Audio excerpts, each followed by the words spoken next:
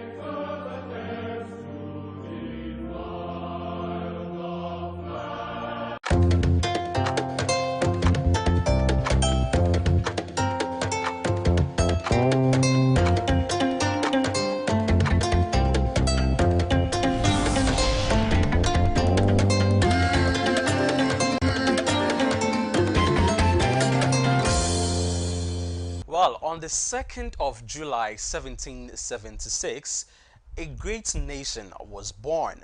The Continental Congress then decided, after having broken away from the other country, decided to announce independence in 2 days.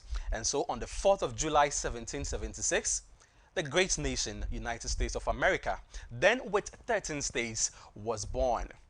After several years of independence, the United States has proven itself to be one of those great countries that almost all other countries look up to. Well, today, here at Adoatv, and as we indicated last month, the month of July is going to be launched as the United States month here at Adoatv Television. We did this before, we're doing it again, and we bet you nothing but greatness. My name is Reginald Adi, and welcome to another event in our lives. It's the month of July, the United States month here, and we're going to have a very great and interesting conversation right here. And so I'm urging you not to go anywhere. Don't touch that dial. We'll be right back after this one.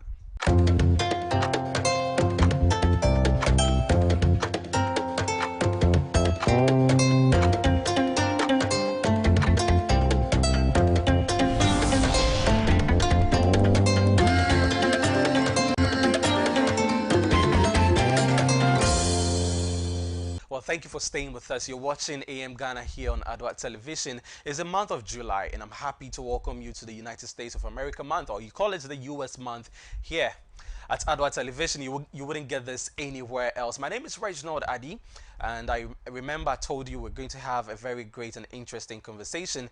And my guest for this very great, interesting conversation is a great and interesting personality. She is the ambassador of America to Ghana, Her Excellency Stephanie Sanders Sullivan.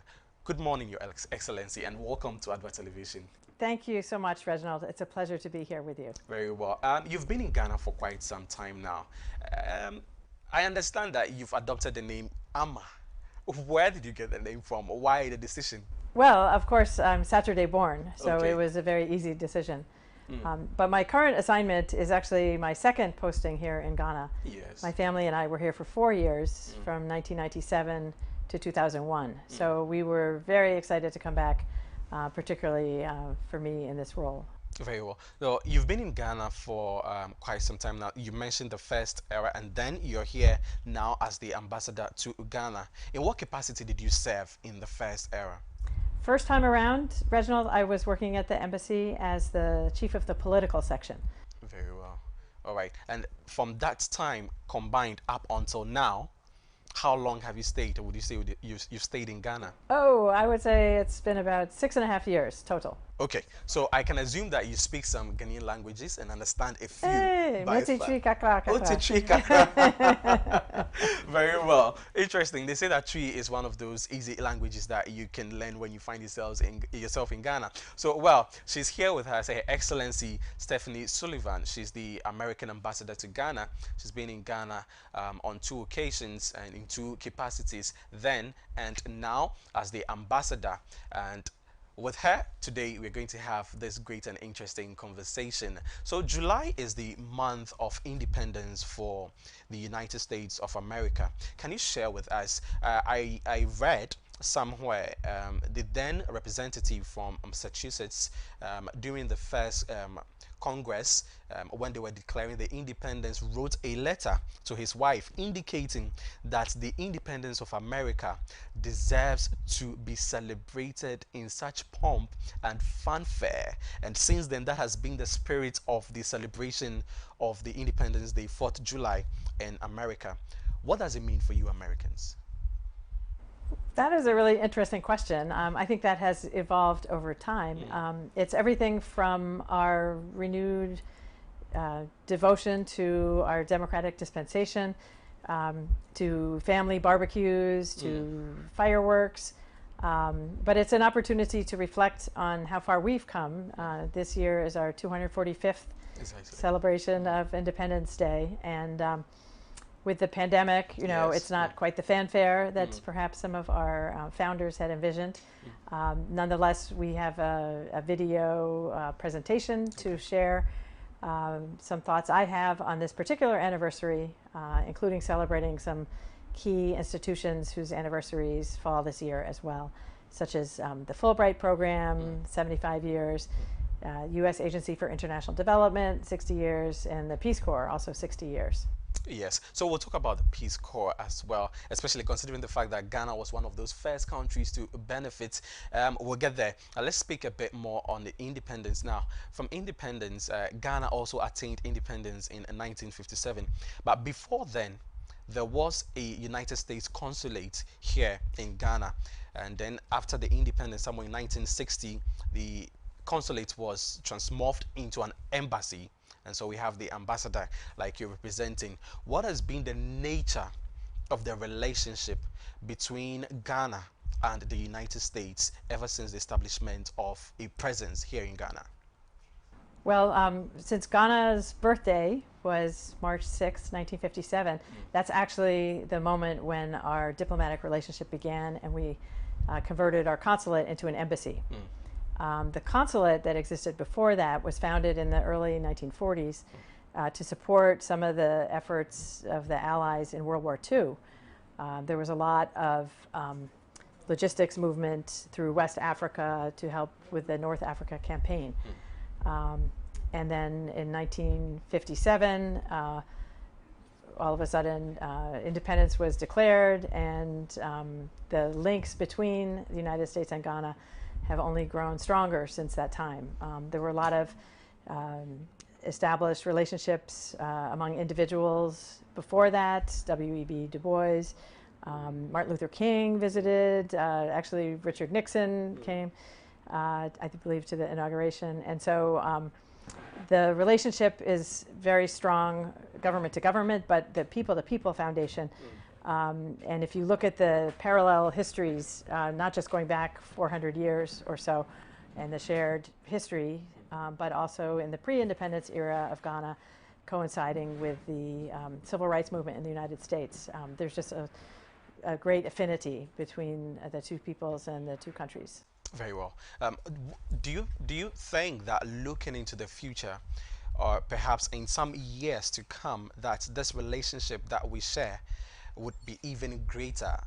In brief, what is the future of the relationship that we share as two countries? Right. Well, I have the advantage of the perspective going back over 20 years with my personal experience between the relationship between the United States and Ghana, and I'm blown away by how much stronger it is at every level, not just, as I said, government to government, but people to people. Part of that is based on our shared values, Ghana's democratic trajectory, the free market economy, a shared interest in regional security, and trying to help maximize the potential of all its citizens. And we do a lot of capacity building in all three of those areas. But I would also say that a lot of Ghanaian families emigrated to the United States over time. And so those kind of direct family relationships also form a bedrock with the large diaspora that exists in the United States. Okay. So what's called the geographic diaspora, as well as the historic diaspora. It's everyone is interested in Ghana. Okay, so this relationship obviously should bring some benefits, and I stated earlier that the America is one great nation that other countries look up to. Now, in terms of this relationship in promoting democracy, the rule of law, and human rights, what would you say has been the benefits, or perhaps the aura like? Again, I've seen a lot of progress in Ghana's trajectory in all of these areas. The U.S. State Department does a report every year to Congress on a variety of topics, including the human rights situation, religious freedom, child labor, et cetera. So these reports offer us an opportunity to engage in dialogue and partnership with our diplomatic host countries. And we also strive to look at ways that we can address some of these concerns together and build capacity and help improve Ghana's standing on these reports. So, for example, there were some issues with trafficking in persons, and working very closely together, the standing changed and was improved to what we call Tier 2. Even President Akufo-Addo mentioned it in his State of the Nation address 2019. So these are areas that we, as friends and partners, we can have very candid conversations, and we look to help build each other up in these areas. Very well. Well, in all of these good hopes that we share, COVID-19 came in unexpectedly. Has this affected the bilateral relationship that we share as two individual countries? Well, you might say that a friend in need is a friend indeed. And we have only amped up our partnership, particularly in the health sector, which has been of very long standing, helping to strengthen health systems, working in the areas of HIV/AIDS, tuberculosis, malaria, water sanitation, nutrition, all of these areas. And now with the pandemic, we've harnessed the entire interagency component of the U.S. Embassy, whether it's the U.S. Agency for International Development, whether it is our Department of Defense. We have a Naval Medical Research Unit.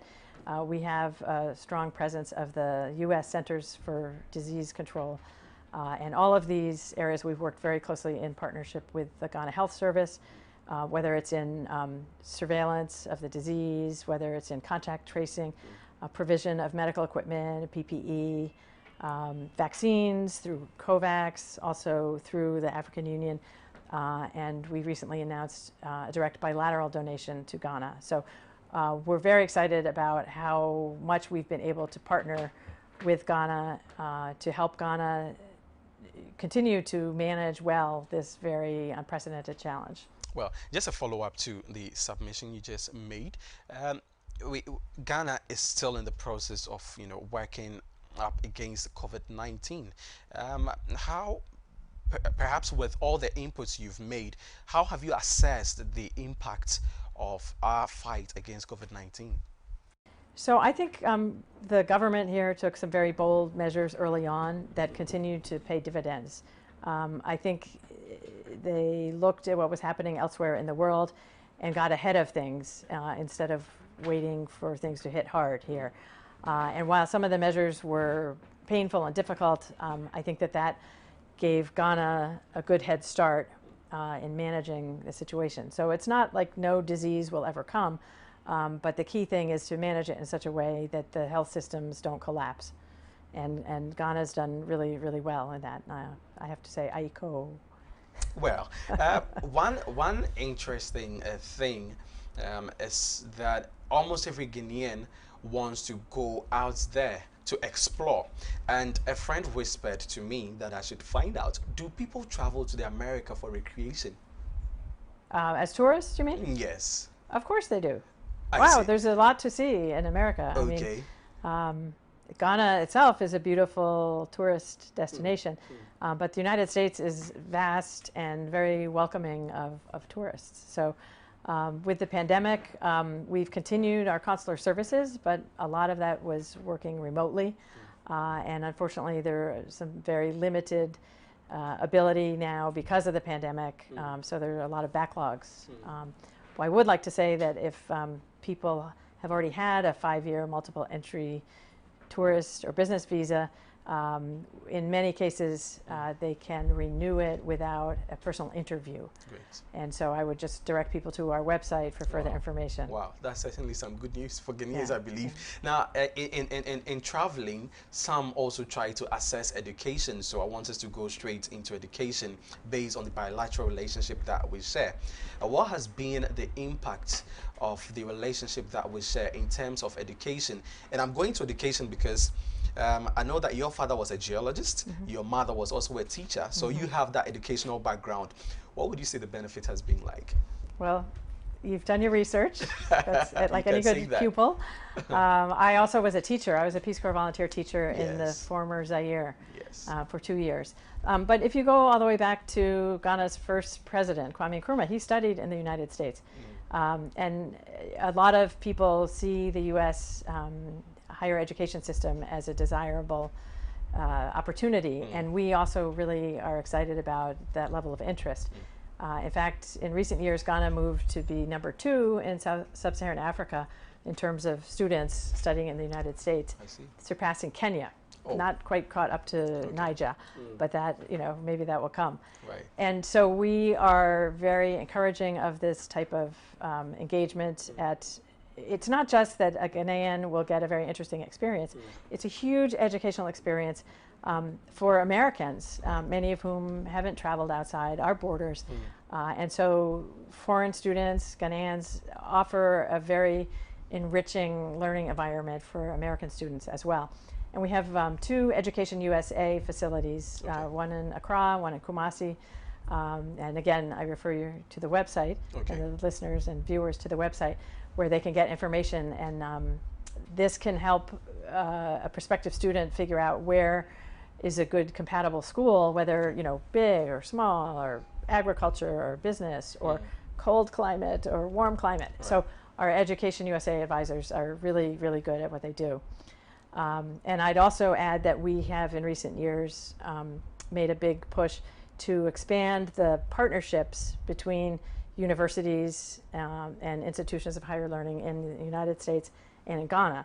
And there are probably 80 different partnerships like that that aren't all kind of through the government. You know, there's like I said, the vibrant connections in the private sector, whether in business or education, are part of the rich tapestry of our bilateral relationship. Very well. Now let's look at a development in terms of the relationship that we share. Again, I would always go back to the relationship that we share. Now, as part of those developmental projects, we have the Peace Corps. And I said before that Ghana was one of the first countries to benefit from that Peace Corps. I remember reading that it was established by John Francis Kennedy. He was then a senator, and the benefits has been enormous. If you want to throw some light on that for us. Sure. Well, President Kennedy created the Peace Corps after he was elected president, Okay. but he floated the idea during his campaign. And in fact, Ghana is the very first country to have received Peace Corps volunteers in 1961. That's why it's the 60th anniversary. And we often like to say that Peace Corps was born in the United States, but learned to walk in Ghana. And so many people I run into, various ages, they have a story about a Peace Corps volunteer who was their teacher, or somebody they worked with in the fields, in agriculture, or in the health or nutrition sector. So that is very heartening to see. And these some 5,000 former volunteers from Ghana have a special, they have a hole in their heart in the shape of Ghana.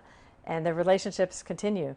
And it's a very wonderful program, but it's not only for development in terms of technology or knowledge transfer from, let's say, the US to Ghana, but then the volunteers themselves learn so much and get that sort of transferred into their brain, and they understand Ghanaians and the food and the language and the culture. And then the brilliant part about this is the third goal of Peace Corps. They return with that in their heads to America, and they also help other Americans who weren't fortunate enough to be volunteers to have a better understanding of the broader world. Well, all of this is some form of transfer of knowledge. And when we look at the transfer of knowledge, this is just a follow-up to what you've just told us. And then also in terms of education, what would we say, perhaps, are you seeing results? Are you witnessing the desired results that all of these trainings and the educational opportunities that are available, are they yielding these results that you expect? Well, absolutely. I mean, back in 2000, we saw a lot of Ghanaians return from the diaspora and bring back knowledge they had acquired from living and working, studying in the United States. And coming back this time in December 2018, I've met so many more people who have come back, either to work or to retire or to be professors or just really in every sector. And I think that makes it much easier for American businesses to work with Ghanaians on the ground, because there's that sort of mutual understanding about shared experiences that Ghanaians who lived for a long time in the U.S. have also brought back. Well, you're quite passionate about business development. I saw that in your reports. We'll come back, we'll speak about what strides has been made. I know that there are organs and there are arms that development is channeled through, especially about business development. We have the US aid for health and other aspects as well. I'm enjoying the conversation so far. I just want you to take a sip of your water. We'll go for a quick break. And so I'm here with Her Excellency Stephanie Sullivan. She's the United States Ambassador to Ghana. And mind you, we are celebrating the United States here at Adoatv. So officially, before we wrap up, she's going to launch that for us, and then we'll kickstart into a wonderful month. My name is Reginald Addy, and you're watching AM Ghana. Don't go anywhere. We'll be right back.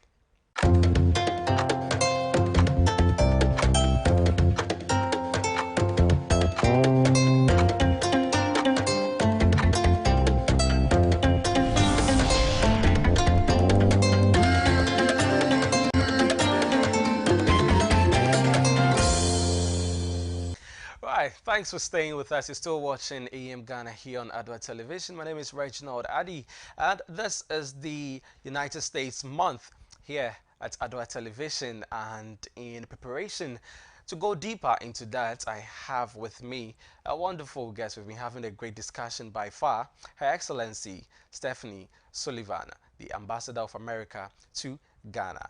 Thank you for joining us and welcome back once again. Thanks, Reginald. Well, so it's been a great conversation by far. Interesting things I am learning right here.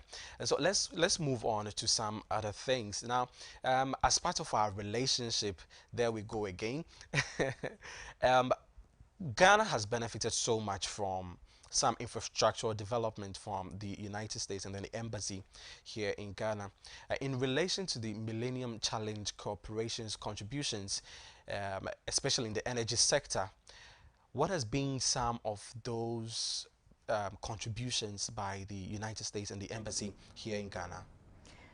Well, we have a very strong program right now with the Millennium Challenge Corporation working through MEDA to enhance the energy infrastructure.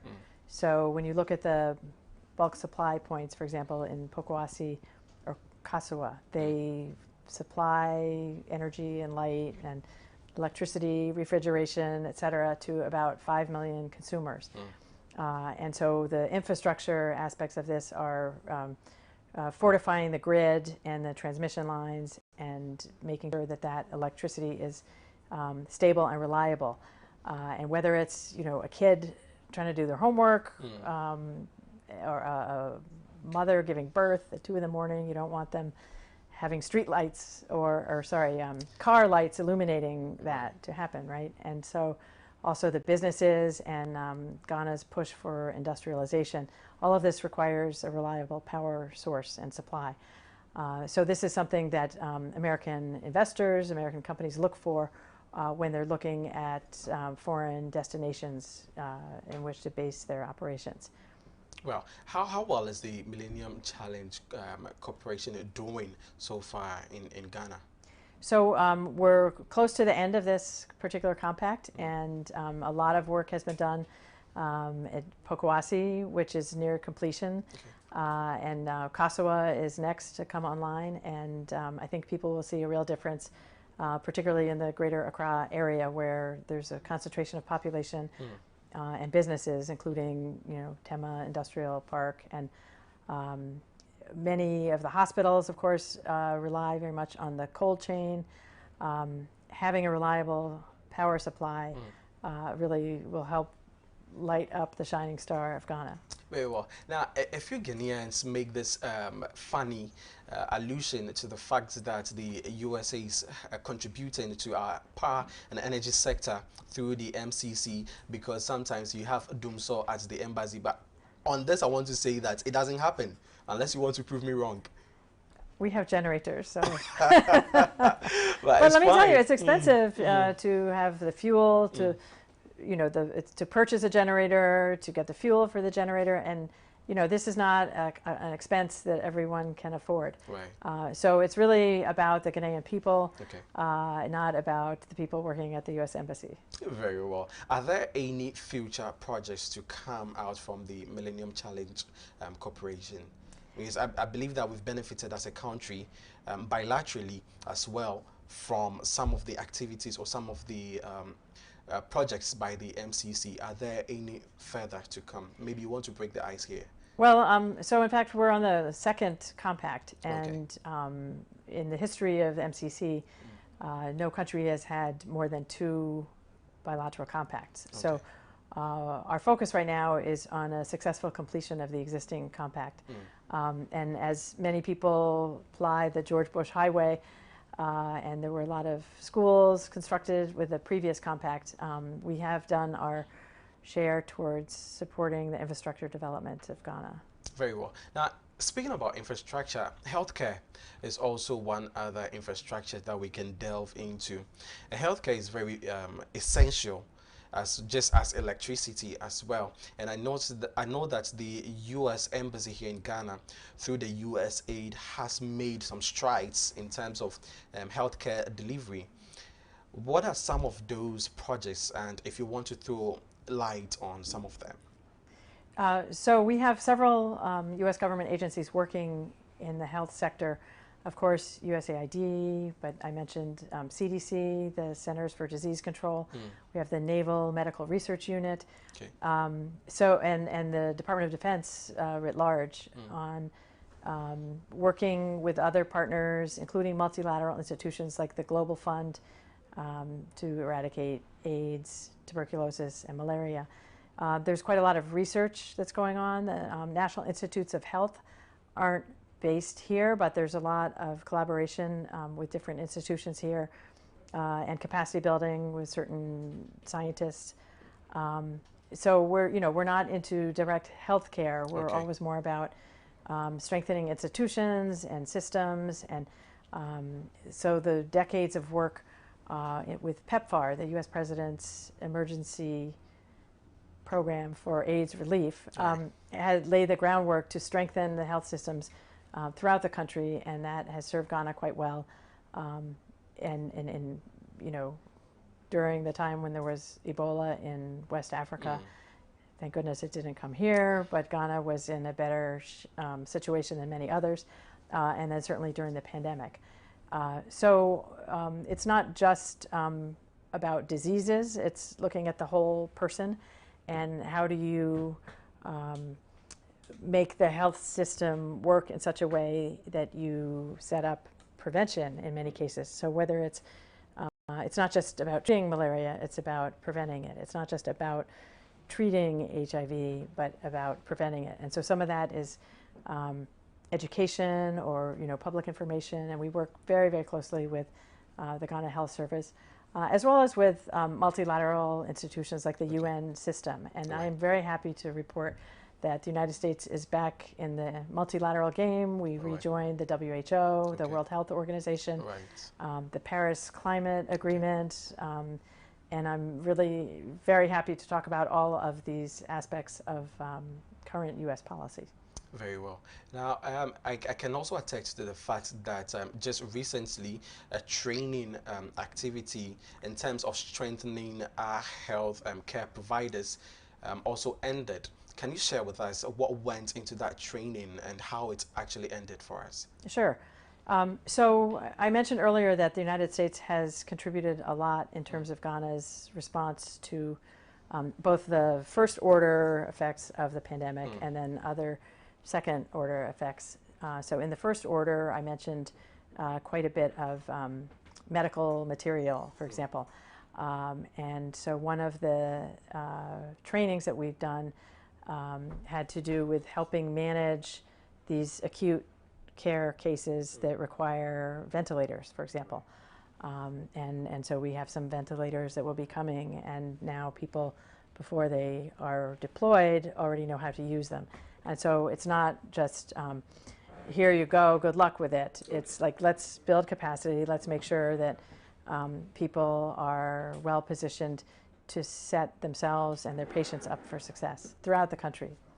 Well, COVID-19 brought realization and strict attention to the healthcare system across the world, and the United States contributed about $4 billion. I almost said Ghana cedis, but it couldn't be, to the COVAX facility in helping vamp up the facility to combat the pandemic. What has that yielded into, and what actually went into it? So, I mean, that is quite some amount. So the COVAX facility is a multilateral,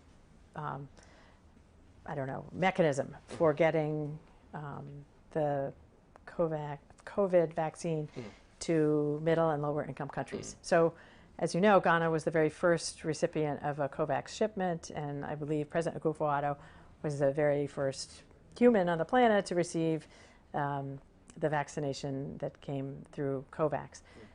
So we've already handed over $2.2 billion. We have another commitment for another $2 billion, another commitment for $2 billion to come. And so that's one mechanism where we're continuing to donate some of the vaccines, not just write a check. President Biden recently announced about 80 million doses, some of which are going through COVAX to various countries, some of which will go through the African Union, total, I think, about 15 million at this point, some through COVAX, some directly to the African Union. And then, as I mentioned, a significant amount for Ghana and some other countries bilaterally. So this is just, it's kind of a way to have everybody chip in and then figure out where to support. Now, one of the challenges has been that because of spikes in certain countries, some of the manufacturers who were supplying COVAX have deferred their shipments, and this is creating a problem kind of down the pipeline, which is one of the reasons the United States has continued to step up. I will mention also in the context of the Global Fund to fight HIV, tuberculosis, and malaria, the United States is also the largest international donor to that organization, with about 17.5 billion over many years. And we've increased to an additional 3.5 billion in order to help not forget about those other diseases that don't go on vacation during a pandemic, but how do you continue to provide services related to the other diseases in a time of a pandemic safely? And so that additional plus up will be used to help safely continue those efforts while also observing COVID protocols and doing the training and having the PPE, et cetera. And so I think Ghana will be soon getting about 70 million specifically to help in the context of HIV, tuberculosis, and malaria. And we've pivoted our some of our health programming and plussed it up to about $30 million, again, to help address the immediate and second order effects of the pandemic.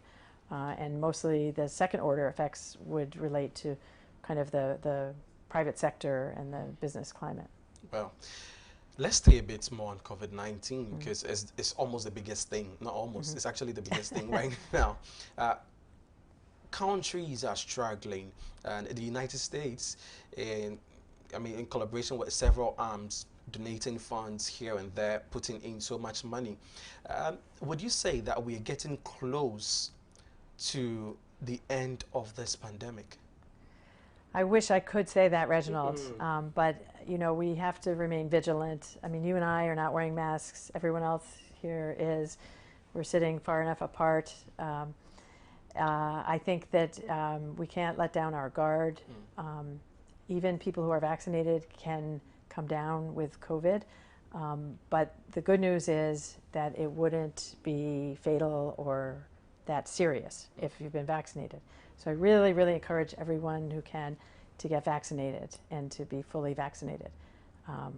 The other piece of that is to try to avoid a situation where the healthcare structures become overwhelmed, and then you break your leg in a car accident and you don't have the opportunity to have the medical care because, as I said, the other problems don't go away in a pandemic. And so Ghana's done an incredible job managing the situation, but we live in a global village, and people who have pandemic anywhere are a threat to people everywhere. And so this is why this is one of these global problems that requires a global solution, and why I'm so pleased to be re-engaged so fully in the multilateral arena. Well, in dealing with this global pandemic once again, do we see a future globally where all health systems come together to ready ourselves? I mean, if you would opine on that, to ready ourselves for any future occurrence of this manner? Well, a little proverb I learned from my grandmother: an ounce of prevention is worth a pound of cure. Okay.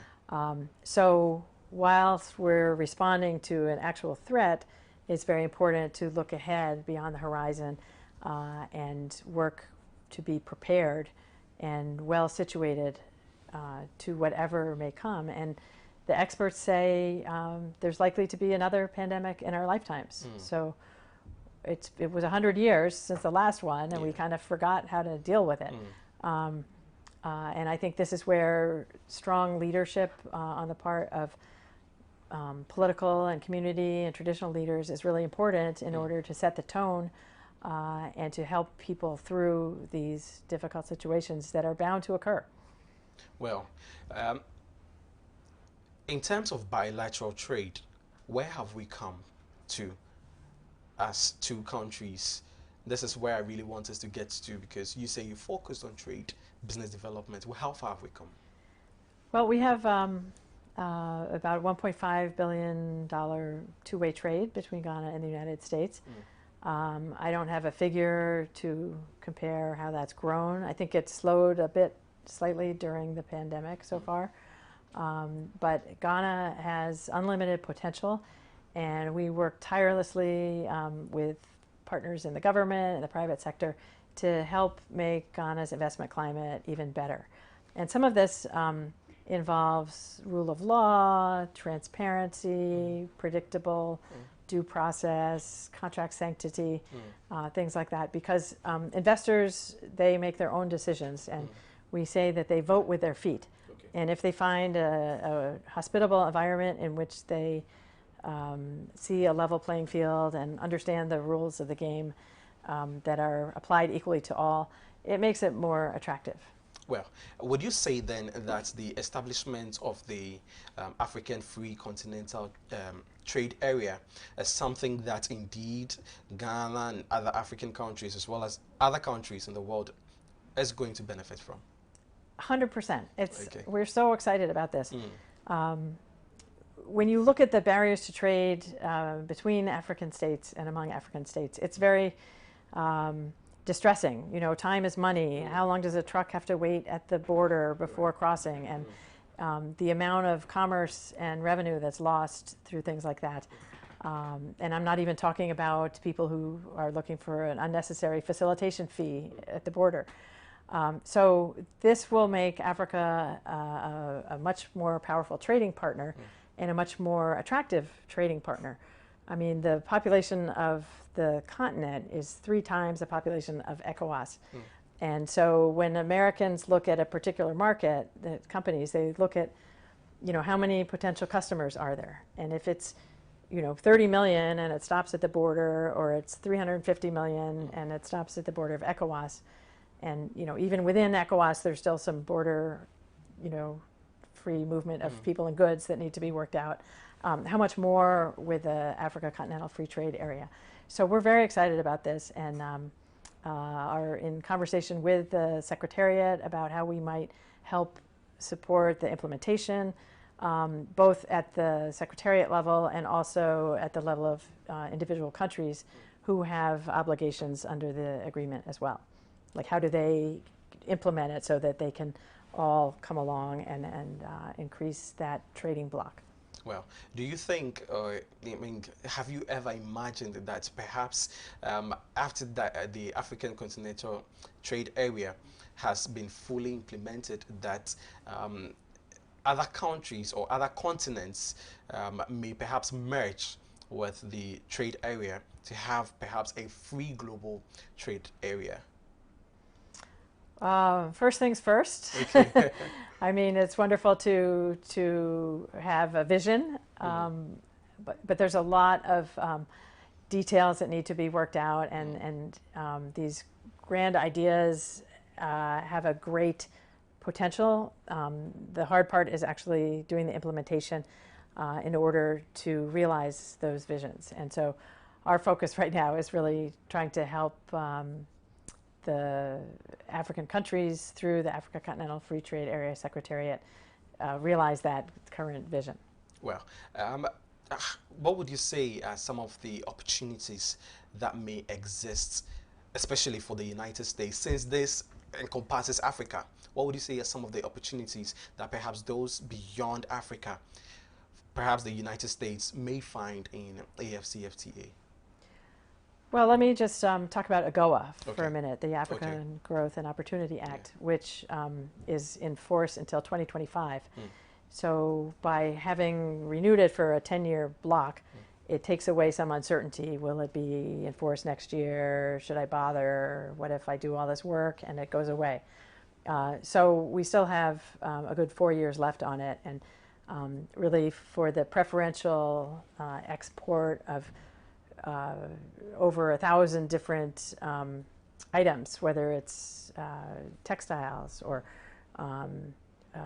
agricultural products, horticultural products, petroleum products. These are kind of the main products, but there's so many, and I think that again, people can consult our website, work with our deal team to look at opportunities to export through the Africa Growth and Opportunity Act, which it's a bilateral thing. Ghana has been an eligible AGOA member since day one of AGOA, and there are certain conditions, that have to do with the investment climate that are propitious here in Ghana to continue with that. But so we're starting to think about what does the Africa Continental Free Trade Area mean, maybe post AGOA. Right. But I think it's not like somebody's going to invent a new product just because of the Africa Continental Free Trade Area. Right. But to be working more effectively and efficiently, moving things. Think about the landlocked countries and how difficult it is for them. How about the port and the logistics, that type of transportation? I think energy, and I get back to the climate here. Right. President Biden appointed former Secretary of State John Kerry as our special presidential envoy for climate change. Okay. He wakes up every morning and goes to bed every night obsessed with the clear and present danger that climate change is presenting to every human being on the planet.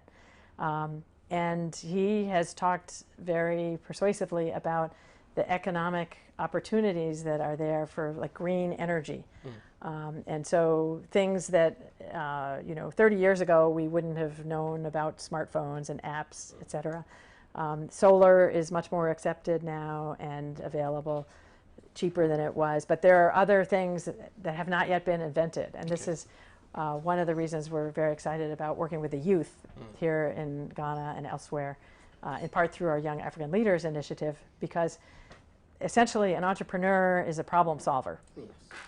And that's the kind of person who wakes up every morning and goes to bed every night thinking about a real problem that needs a real solution that can make money for that person and provide a service to their country or their world.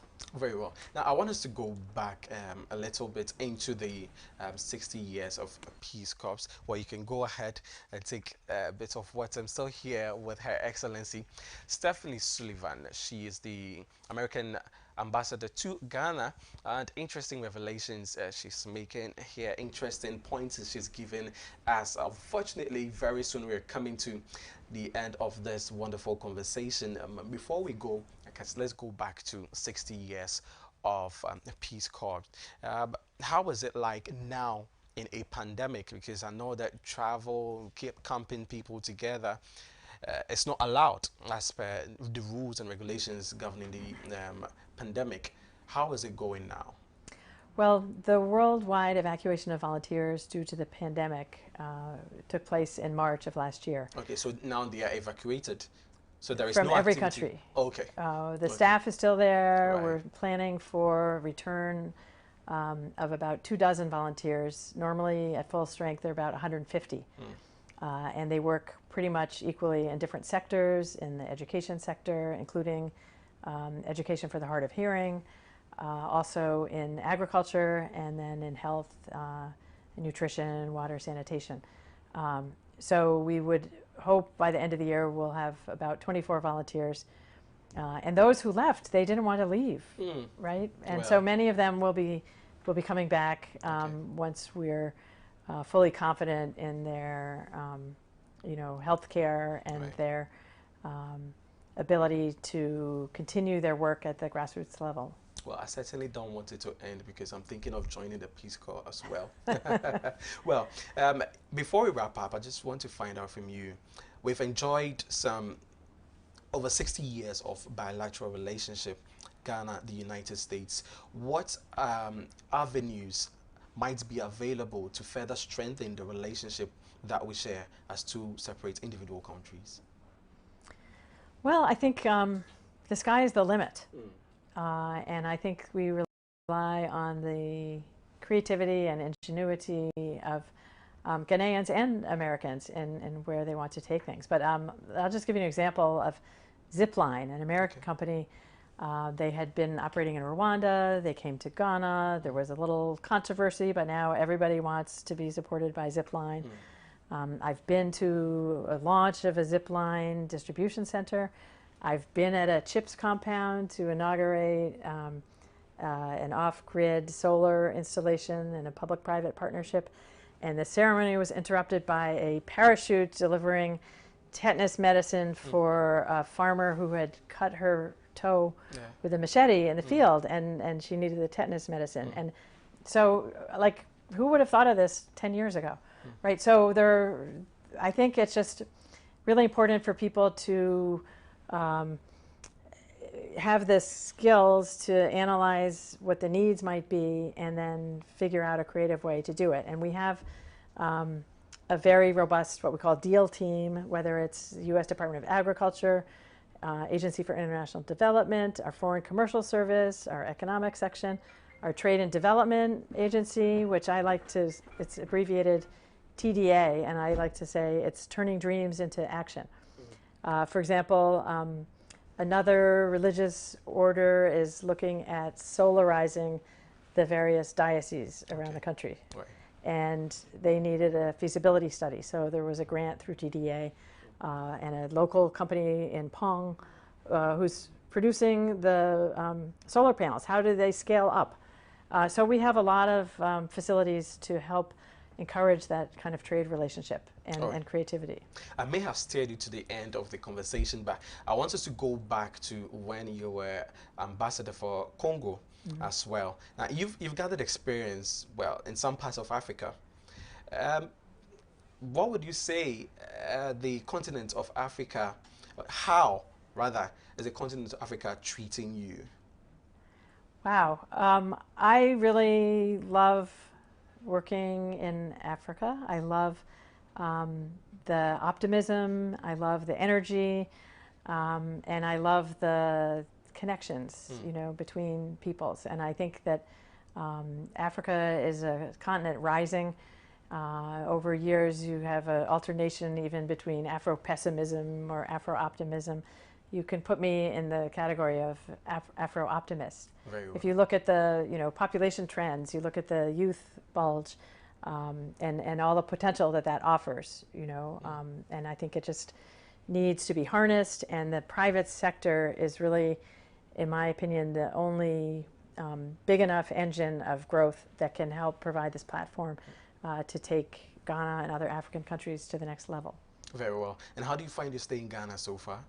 Boko. I think you couldn't have said it in any other way that Boko is how Ghana is treating you on a normal day. I mean, when you're not attending your business seminars, attending to other diplomatic assignments. What Ghanaian food would you cool down to? Oh, wow. I love nkate nkwa and fufu. That's my favorite Ghanaian dish. I also like red. We call it gobe over here. Gobe? Yeah. Red. Oh, okay. I learn something every day. That's one of the wonderful things about my job. I get to learn things every single day. Very well. Next time I'll ask for gobe at the restaurant. Yes, when you say gobe, or even at home, my kitchen staff will be impressed. Yes. Thank so you, gobe Reginald. is a red, the palm oil and some fried plantain. Okay. I believe you're going to enjoy that. And not every day. You can add Gary. Well, thanks for the tip. Well, you're welcome. Always. Thank you very much for this wonderful conversation. I have enjoyed myself with you, and we're wishing you nothing but the very best in your stay and in executing your duties as an ambassador, the American ambassador to Ghana. We're grateful once again for your time. Thank you, Reginald. It's been my great pleasure, and I hope we have another chance to do this. Very well. I'll be looking forward to that. Well, it's been a great and interesting conversation so far. Now, before we wrap up, I think it would just be right that we rise up for an honor to our countries, that is yours and mine as well, if you don't mind. Wonderful. Sure.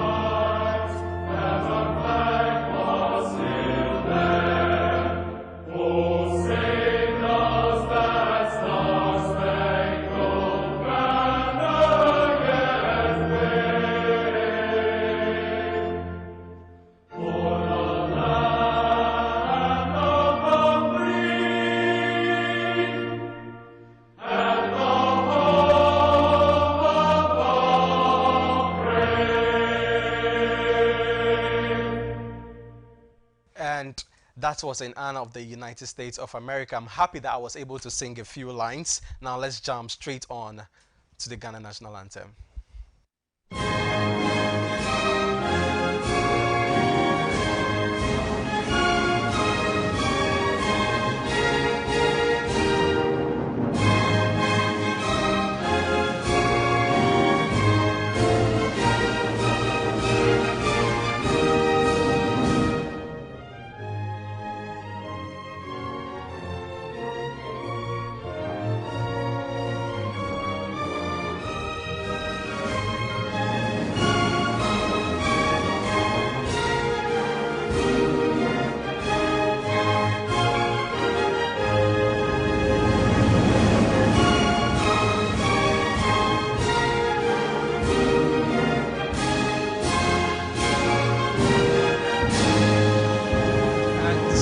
On this note, for two great countries coming together, for the successes that lay ahead of us, and for the great opportunities that we may find in this wonderful bilateral relationship, we're wishing the United States a happy independence and Ghana a fruitful life and great union forever. We are thankful to you once again. We're grateful for your time. And on this note, we officially declare the United States of America month here at Adoatv launched. Stay tuned for such great and important and interesting stories right here on Adwa Television. My name is Reginald Adi. Have a lovely day.